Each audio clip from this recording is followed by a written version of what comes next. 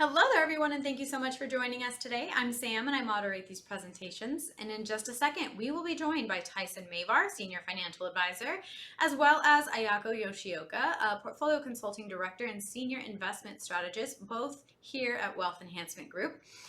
They are going to have a great discussion on the Social Security Fairness Act that was just signed into law earlier this year, and what that may or may not mean for your Social Security benefits. Before they come on, though, just a couple quick housekeeping items to make you aware of. First and foremost, we are not affiliated nor endorsed whatsoever by any specific company. We are a completely independent group of financial advisors here, so please keep that in mind as you're listening along today. Second, if you'd like to make an appointment with Tyson or answer questions or cover any concerns you may have, you can use the link that's in the description box below to book a free 15-minute block of time to get those questions answered or concerns addressed. And lastly, please consider following us here on YouTube. You can also follow us over on LinkedIn. We post tons of retirement-related content weekly, and we really think you'd get some value out of it if you considered giving us a follow. And if you do, thank you so much in advance. We truly appreciate it. And with all of that out of the way, we are going to jump right into it with Ayako and Tyson. Hi, everyone. Thank you so much for joining me today. Today, we're going to have a discussion about the Social Security Fairness Act. And I thought who better to have on this video than to have Tyson Mavar talk to us about what he's hearing from clients, some of the questions that clients are, inquiring about related to the Social Security Fairness Act. So with that, Tyson, take it away. Thanks, Aya. Hi, folks. Thanks for spending some time with us today. My name is Tyson Mavar. I'm one of the retirement specialists here at Wealth Enhancement Group. And we've been getting a lot of questions from clients related to some recent legislation called the Social Security Fairness Act that Congress signed into law earlier this year, January of 2025.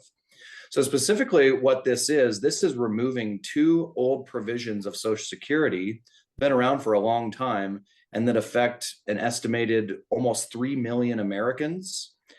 The windfall elimination provision, or WEP, and the government pension offset, or GPO for short. Essentially, what these provisions have been doing up until this year is reducing or completely eliminating government employees from being able to collect Social Security. So we'll talk a little bit about the basics of retirement benefits of Social Security and some of the issues that are related to this recent legislation and really who's been affected. So just as a refresher, Social Security benefits, there's many different types of benefits, but the three primary retirement benefits are the workers' benefit, the spousal benefit, and the survivor benefit. There's other benefits such as the dependents benefit, disability benefits, but these three retirement benefits are what are affected by these different provisions that were in the Social Security Fairness Act. So workers' benefit, you have to have 40 quarters to qualify for of paying into Social Security. So that's 10 full years paying into Social Security to get any type of workers' benefit. Spousal benefit, even if you didn't pay into Social Security or work over the years, you may be entitled to a spousal benefit if you were married to a spouse that has a workers' benefit for at least 10 years. And a survivor benefit, even if you never paid into Social Security but were married to somebody who passed away and had a workers' benefit, you may also be entitled to a survivor benefit.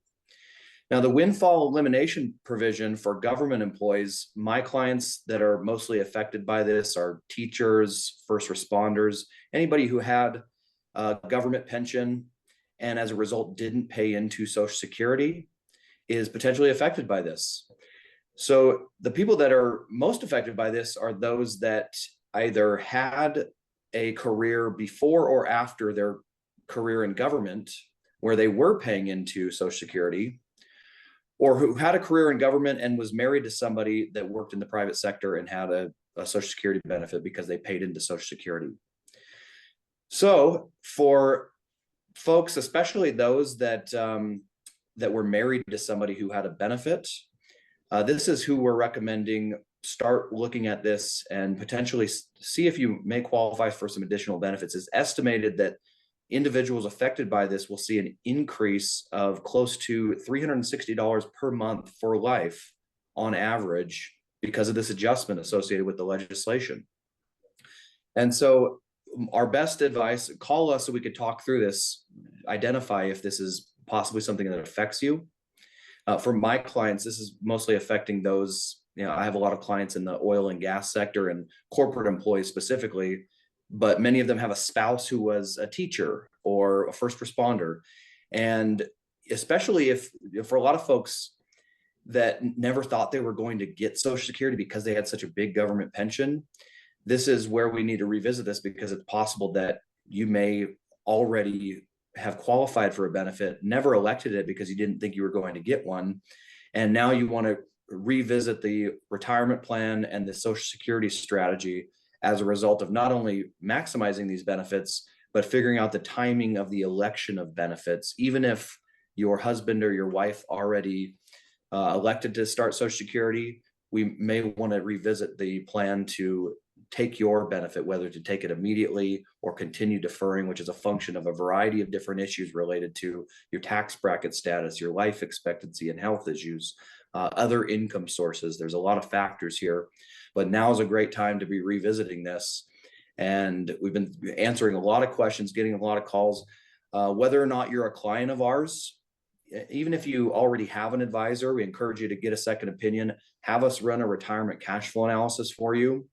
And within that cash flow analysis, we have a Social Security analysis, which I found to be a great exercise for people to really understand how much over your lifetime are we expected to collect from Social Security, as well as what are some of the timing issues. And we don't always know how long we're going to live or what the rate of return on our portfolio is going to be, what inflation is going to be, but we do our best to take an educated guess at that, to have the highest probability of getting as much money as possible out of Social Security.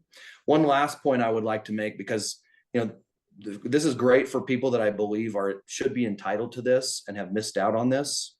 The Social Security Administration is also paying lump sums. Most of them have already gone out in March of 2025, retroactive back to the beginning of 2024. So missed benefits from last year. Many of you probably already received a lump sum. If you haven't started Social Security, it's possible that you could be entitled still to a lump sum. So we want to talk through that. But something I've also been talking to a lot of clients about, especially those that aren't affected by this and their spouse is not affected by this, how does this affect the solvency of Social Security going forward? And the reality is, we are already projecting that Social Security will have a shortfall in about 10 years. In other words, the revenues collected from payroll taxes will be less than the benefits coming out of Social Security and the expenses of Social Security, to a point where if nothing is done, we may see some pretty decent discounts coming out of our clients who are collecting Social Security, maybe somewhere between 15 and 20% discounts on what you're collecting. Now, there are a variety of measures that have been discussed, and I happen to believe and be optimistic about this will have something done about them, such as increasing payroll taxes, change CPI on Social Security benefits, increasing full retirement age, and maybe even increasing the early retirement age of Social Security. A lot can be done about this, and we still have about 10 years to do something.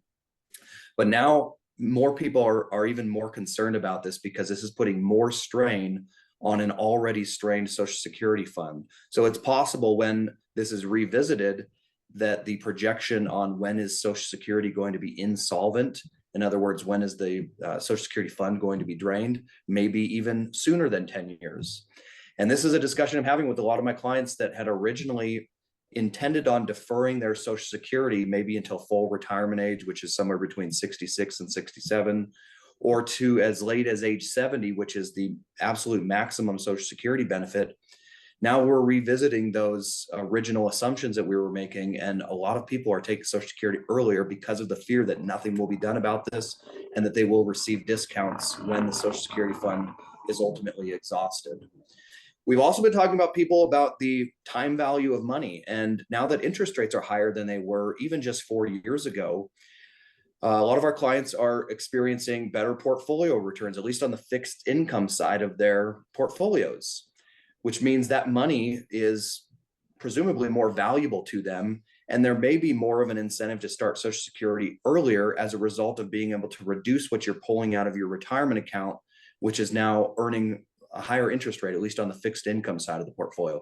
So there's a lot of issues here to discuss, folks. We're happy to spend some time with you if you're willing to spend a few minutes with us, and then we'll coach you through the process, things that we think you need to consider, and ultimately getting some extra money potentially if you are affected by the Social Security Fairness Act and the WEP and GPO. So those are the main things I wanted to discuss today. Do you have any questions or things that you wanted to make sure we addressed on today's call?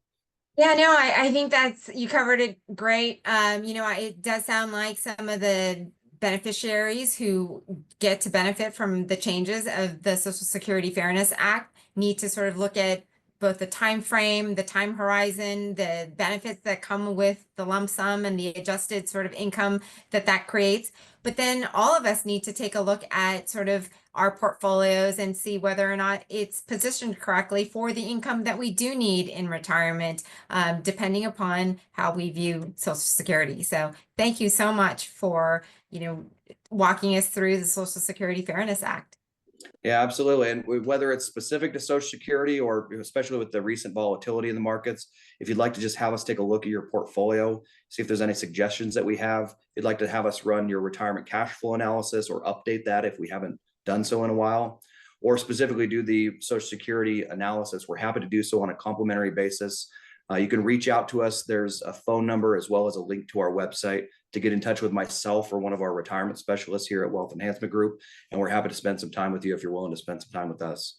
With that, we'll wrap it up today. Thanks so much for joining me today, Aya. Everybody have a good, safe rest of your week. A happy Easter. We hope to talk to you all very soon. Thank you.